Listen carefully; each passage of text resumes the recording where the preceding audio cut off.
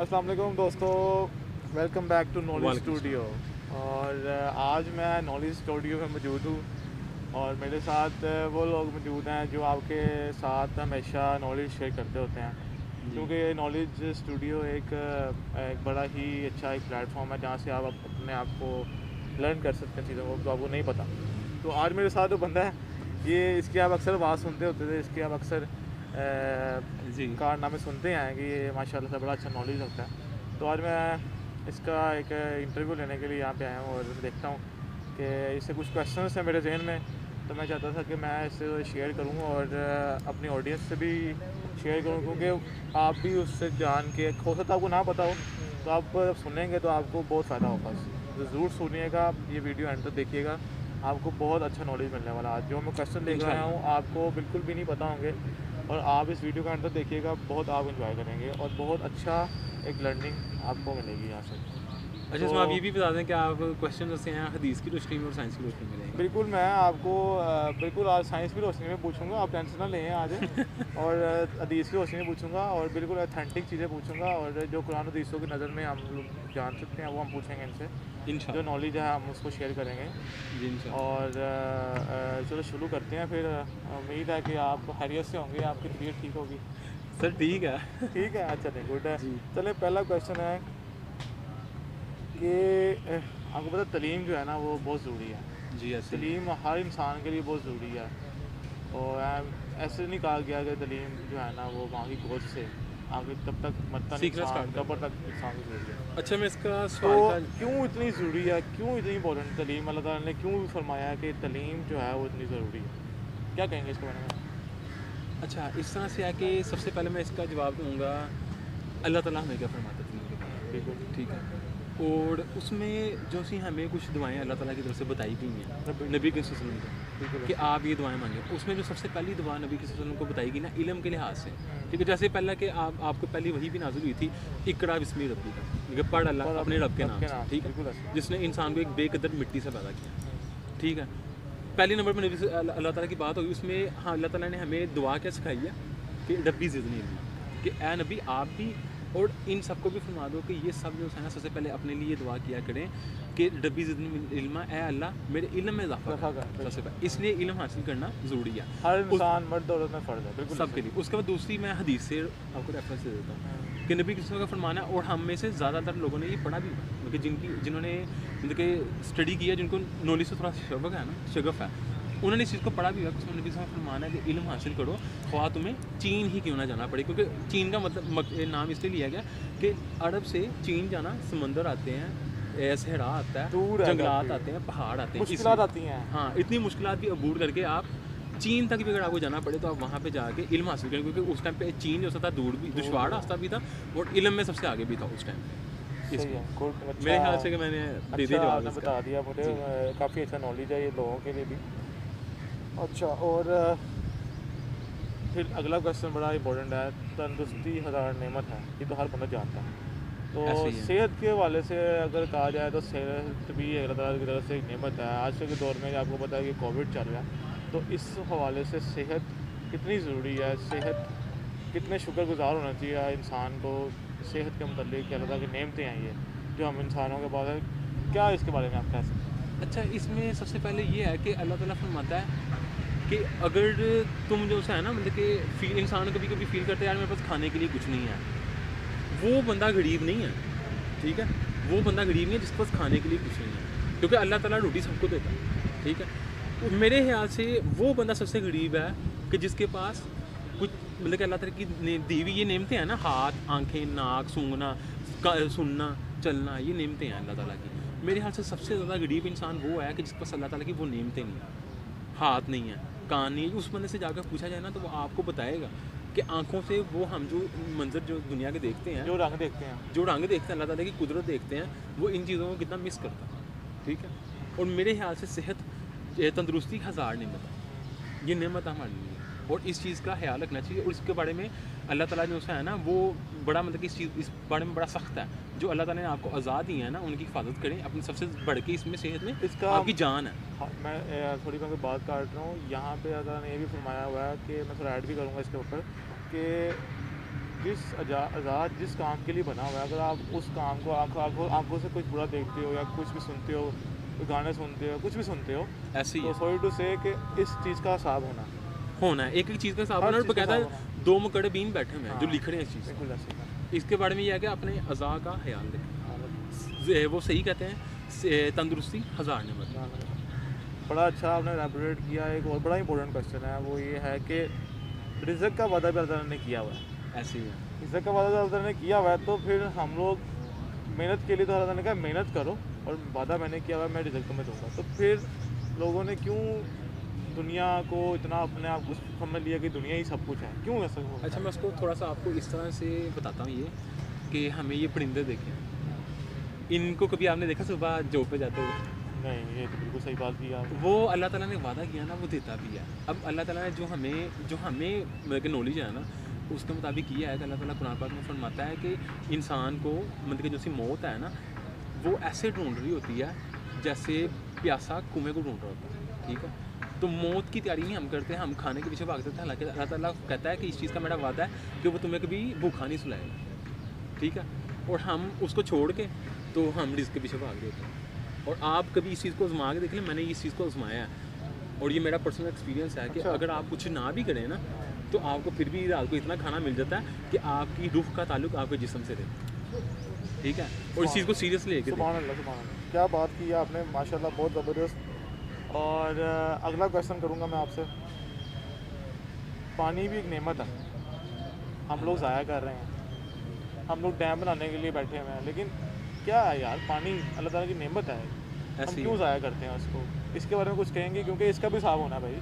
अच्छा, इसका मैं थोड़ा सा ना साइंटिफिक फैक्ट्स के लिहाज से ना, मतलब साइंटिफिक फैक्ट्स जो से हैं वो मैं बताना चाहूँगा इसमें। जैसा कि हम पढ़ चुके हैं, साइंस में हमें पढ़ा भी हुआ है कि एक साइकिल होता है। अल्लाह ताला ने जो ज़मीन है ना, जो दुनिया, उसको असबाब के साथ जोड़ा है। उसमें ये इस तरह से है कि ये पानी जो सा होता है ना समुद्रों में या कुओं में, नदी नालों में, ये ऐसे जब इसके ऊपर जब धूप पड़ती है ना, ये वेपोरेट होता है, भाप बन के आसमानों में चले जाता है, ठीक है। उसके बादल बनते हैं, फिर वो ठंडे इलाकों में जाके बरसते हैं, वहाँ पे बर्फ़ दोबारा बनती है, फिर वो पिघलते हैं वक्त के साथ साथ, चश्मों की सूरत में फूटते हैं, पहाड़ों से नदियों की शक्ल में नीचे आते दरियाओं में हैं, आते वो मिलते हैं। हैं। ये पानी ख़त्म नहीं हो सकता, क्योंकि अगर आप देखा जाए ना, तो हमारी ज़मीन जो सी है वो उसका सिर्फ 30% है खुश्की का, पानी का बहुत ही सारा 70% पानी है। है। पर ये है कि आप ये पानी ख़त्म नहीं होगा, ये मेरा बिलीव है, क्योंकि अल्लाह ताला हमें कुरान पाक में फरमाता है। पर ये है कि इसका स्वाब, इसका हिसाब लिया जाएगा, हिसाब लिया जाएगा, इसलिए इसको हर चीज़ ज़ाया का ना हिसाब लिया करें। जाएगा। हाँ, अल्लाह ताला फरमाता है कि पानी जो सा है ना, इसको ज़ाया ना करें, इसका हिसाब लिया जाएगा। हालांकि ये ज़्यादा है, ख़त्म नहीं होगा कभी, ये मेरा ईमान है, ठीक है। पर ये है कि इसका हिसाब लिया जाएगा, इसको ज़ाया ना करें, मैं यही कहूँगा इसमें। बहुत ज़्यादा नेमतें अल्लाह ताला की मैंने डिस्कस की हैं, तलीम, आपकी सेहत, रिज़्क, उसके बाद पानी, हर चीज़ जो है ना वो आपका दुनिया में बड़ी उसकी नेमतें हैं। तो ऐसी ये है आसान कि नेमतें हैं। आप ये मुझे बताएं कि अल्लाह ने इंसान को अशरफ मखलूक़ात बनाया, जी, ठीक है, और इतनी उसको इतना नॉलेज दिया उसको कि वो आगे लोगों तक स्प्रेड कर सके। जैसे कि सेहत के बारे में बात की जाए, डॉक्टर्स हैं, हाँ, ऐसे ही। डॉक्टर्स जो हैं हमारी मेडिसिन यूज़ करते हैं, तो मेडिसिन के ऊपर भी अगर आप बात की जाए, अल्लाह ताला ने जड़ी बूटियों से भी पहले इलाज किए हैं, यानी कि एक उतारी जड़ी बूटियाँ जिससे आप कहते थे, लोग कहते थे कि इसको खाओ, इसमें शिफा है, जैसे खजूर है, ऐसे जैसे ही। शहद है। तो आप ये क्या कहेंगे कि वो मेडिसिन भी तो बनी है दुनिया में, अल्लाह ताला की मखलूक ने बनाई है ना, तो उसको आप कैसे देखते हैं कि मेडिसिन यूज़ करनी चाहिए? अच्छा, ना सिर्फ इस तरह से है कि जो क्वेश्चन आपने किया मतलब कि थोड़ा सा डिफ़िकल्ट है, नो डाउट। मैं उसमें इस तरह से कहना चाहूँगा कि जो सी हमें ये जड़ी बूटियाँ अल्लाह ताला ने मतलब कि बताया, क्योंकि जड़ी बूटीज़ अल्लाह ताला ने उतारी हैं, ठीक है। हमने जो मेडिसिन बनाई है ना, वो बेसिकली आप जैसा कि हम मतलब कि नॉलेज इस फील्ड को थोड़ा सा समझते हैं, नुकसान भी होता है हर चीज़ का। अब जो सी जड़ी बूटियाँ हैं ना, अगर आप वो खाओ ना, तो उसका नुकसान भी या फ़ायदा भी है। तो हमने क्या किया कि उसके नुकसान को अलग करके उसका फ़ायदा एक्सट्रैक्ट कर लिया, और हम चाहते हैं कि हम जितना ज़्यादा से ज़्यादा हो सके मेडिसिन के ज़रिए उसका फ़ायदा दिया जाए। बेसिकली वो जड़ी बूटियों की एक लेटेस्ट किस्म है। मैं इसमें तो आप ये कहना ये चाह रहे हैं कि जो इंसान अल्लाह ने बनाए हैं उनको इतना नॉलेज दिया हुआ है कि वो उन अल्लाह ताला की बनाई जड़ी बूटियों से जो चीज़ें नुकसानदेह हैं उसको साइड पे करके फ़ायदा आगे कर दें। हाँ, वो अल्लाह ताला भी कुरान पाक में फरमाता है ना کہ آپ جو ہے میں اس کے اوپر اپنے قدرت کے راز کھولتا ہوں، جو محنت کرتا ہے نا اس کے لیے میں اپنے راز کھولتا ہوں. بالکل ایسے تو یہی ہے کہ لوگوں نے محنت کی ہے اور یہ اللہ تعالیٰ نے راز کھولے ان کے، سبحان اللہ. اور اب وہ جو ہے نا وہ اس چیز کا فائدہ اٹھا رہے ہیں، میڈیسن کی شکل میں کہہ سکتے ہیں. بات اللہ کے نام سے جو ہے شروع ہوتی ہے اور اللہ کے نام سے آگے بڑھتی ہے بھی ہے. اور ایک کوشچن اور آ گیا، اللہ ہر چیز پہ قادر ہے، پھر ہم کیوں بھٹکے ہوئے ہیں؟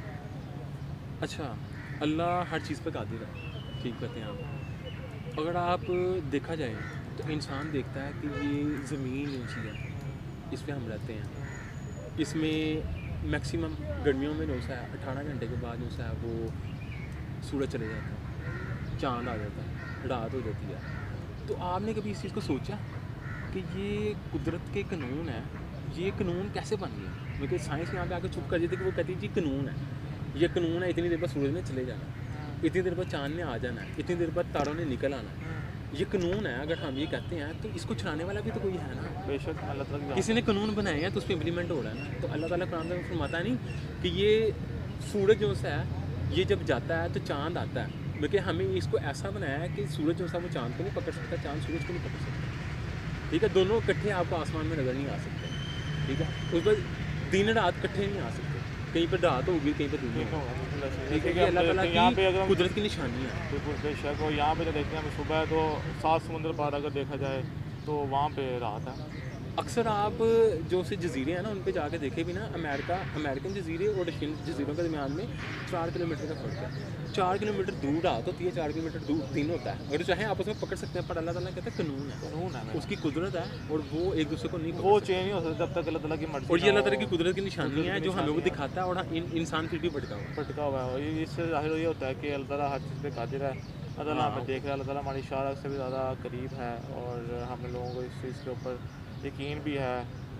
اچھا، وہ اس میں تھوڑا سا ناصر یہ ایلیبوریٹ کرنا چاہوں گا کہ اللہ تعالیٰ ہمیں آیت الکرسی میں فرماتا ہے کہ اس نے اپنا ایک تخت بنایا، ٹھیک ہے، اس پہ وہ بڑا ایمان ہو گیا جیسے اس کی شان کے لائق ہے. ٹھیک ہے، اس بعد ہم ایک اور آیت پڑھتے ہیں کہ اس میں اللہ تعالیٰ فرماتا ہے کہ میں تمہاری شان اکثر زیادہ قریب. ٹھیک ہے، اس میں ہم کہ اللہ تعالیٰ کو ہم نا اس کی حد مقرر نہیں کر سکتے. ٹھیک ہے، جیسے اس کی شان کے لائق ہے وہ ہماری شان کے قریب ہے، جیسے اس کی شان کے لائق ہے وہ اپنے تخت پہ موجود ہے، جیسی اس کی شان کے لائق ہے وہ ہر جگہ موجود ہے. بے شک یہ اس کی شان ہے، ہم اس کو مطلب کہ پابند نہیں کر سکتے، کیونکہ وہ ایک ایسی ذات ہے، وہ ایک مطلب کہ ایسی مطلب کہ ہم اس کی حد نہیں کر سکتے. جتنی تعریف کی جائے یعنی کہ اتنی کام اتنا کام ہے، جتنی اس کی ہم تو سنا کریں اتنی کام ہے. بے شک. اور ان دی لاسٹ کویشچن ہے اور بٹ ناٹ دا لیسٹ، اور انشاءاللہ دوبارہ بھی ہم انشاءاللہ کریں گے. یہ ہے کہ ہم جہاں بیٹھے ہوئے ہیں اس کے بارے میں بھی تھوڑی سی بات کریں، کیونکہ یہ جو درخت ہے ہمیں اس ٹائم چھاؤں پرووائڈ کر رہا ہے. درختوں کی بھی میں سمجھتا ہوں کہ بہت بڑی نعمت ہے ایسی ہے. تو اس کے بارے میں آپ کہیں گے کیونکہ گرینری از ویری امپورٹنٹ. آج کے دور میں گرینری بہت امپورٹنٹ ہے، اور اللہ نے 1400 سال پہلے اپنے قرآن پاک میں بھی فرمایا یہ سب چیزوں کے بارے میں. تو آپ کیا کہیں گے اس بارے میں؟ آپ نے کیا اس کو؟ اچھا، میں تھوڑا سا اگر آپ کو اس چیز میں بتاؤں نا تو زمین مطلب کہ ہم سائنٹسٹ مطلب کہ جدید سائنس کے لحاظ سے ہم بہت آگے پہنچ چکے ہیں. ہم چاند تک پہنچ گئے، ہمیں سورج کو دیکھا، ہمیں مطلب کہ باقی سیاروں کو بھی دیکھا.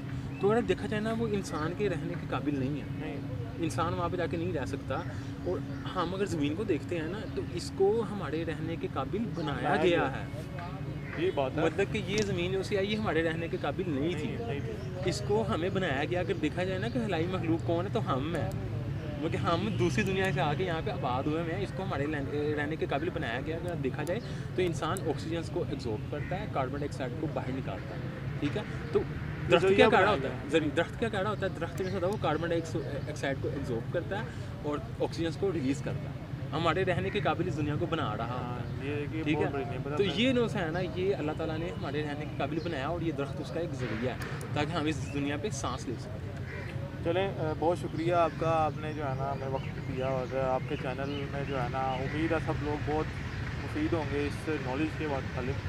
انشاءاللہ ضرور اس کو جو ہے نا سبسکرائب کریں اور اس کو ضرور پروموٹ کریں، سپورٹ کریں. بیسیکلی ناصر میں یہاں پہ تھوڑا سا کہنا چاہوں گا کہ میرا اس چینل کو بنانے کا مقصد جو ہے نا وہ یہ ہے کہ میں اپنا نالج جو میں نے ایکسپیکٹ کیا، ٹھیک ہے، وہ میں سلیکٹ کروں. کہ ان لوگوں کو بتاؤں کہ جن کے پاس یہ ٹائم نہیں ہے. میرے پاس ایک بڑا اچھا کویشچن آ گیا ہے کہ لیکن یہ بات بہت لمبی ہو جائے گی. نالج اگر انسان کے پاس آ جائے تو لوگ کچھ دبانے کی کوشش کرتے ہیں, اس کے بارے میں کیا کہیں گے؟ نہیں, یہ جو ہے نا اس طرح نہیں ہونا چاہیے کہ آپ کے پاس اگر کوئی نالج آیا تو آپ اس کو اپنے سینے میں لے کے مر جائیں. آپ کو انسانیت کی جو سی ہے نا وہ کرنی چاہیے, قدر کرنی چاہیے, اور انسانیت کی خدمت کرنی چاہیے, ان کو بتانا چاہیے. وہ نہ ہو کہ لوگ آپ کو لوگ اچھے الفاظ میں یاد کریں گے اگر آپ ان کو صحیح راستے پہ لگا کے جائیں گے, اور وہ جس صحیح راستے پہ آپ لگا کے جائیں گے نا اس کا ثواب آپ کو بھی ہوگا اور ان کو بھی ہوگا. ان کو تو ہو ہی رہا ہوگا, آپ کو بھی ہوگا آپ کے مرنے کے بعد بھی. جو ہم نے اچھی, ابھی میں نے درخت لگایا مثال کے طور پہ, میں نے نہیں لگایا, پر اگر یہ درخت لگا اس کے سائے میں بیٹھے ہیں, جس نے اس کو لگایا اس کو ثواب ہو رہا ہوگا. ہو سکتا ہے وہ فوت ہو گیا ہو, ٹھیک ہے, کیونکہ بہت پرانا لگ رہا ہے, تو ہو سکتا ہے وہ زندہ بھی ہو. پر یہ ہے کہ آپ یہ اس میں بیٹھنے کا ثواب اس کو بھی ہو رہا ہے, بلکہ اسی کو ہو رہا ہے. اس میں اگر پرندہ بھی آگے بیٹھے تو اس کو ثواب ہوگا. اور ایٹ لیسٹ لیکن آصف بھائی میں لاسٹ میں یہ بات کرنا چاہوں گا کہ میں جیسے میں بتا رہا تھا کہ اس چینل کو بنانے کا مقصد جو انسان ہے میرا صرف یہ ہے کہ اپنی انفارمیشن, اپنے نالج کو لوگوں تک پہنچانا تاکہ وہ اللہ کے قریب ہو سکیں. اور انشاءاللہ آنے والی ویڈیو میں ایسا کروں گا کہ میں نے آپ نے آلموسٹ پہلی بھی ویڈیوز دیکھی ہوں گی, اس میں ایسی ہے کہ میں جو سی سائنسی چیزیں ہمیں بتاتے ہیں نا وہ قرآن پاک سے ثابت کرنے کی کوشش کرتا ہوں, اور وہ جو ہے وہ ثابت ہو چکی ہیں. بلکہ قرآن پاک کی وہ جیسی باتیں ہیں نا ان کو سائنس نے ثابت کیا ہے کہ یہ واقعی سچ ہیں. تو میری آگے آنے والی ویڈیوز بھی ایسی ہوں گی کہ جن میں میں قرآن پاک میں جو چیزیں بتائی گئی ہیں ان کو بتاؤں گا کہ سائنس ان کو اب جا کے مان رہی ہے, جبکہ ہمیں 1400 سال پہلے قرآن پاک میں بتا دیا گیا ہے. اور اس سے یہی ثابت ہوتا ہے کہ قرآن پاک قیامت تک آنے والے لوگوں کے لیے معجزہ ہے, اور یہ ہر دور میں جو ہے نا اپنے آپ کو منوایا گا قرآن پاک, اور وہ منا رہا ہے.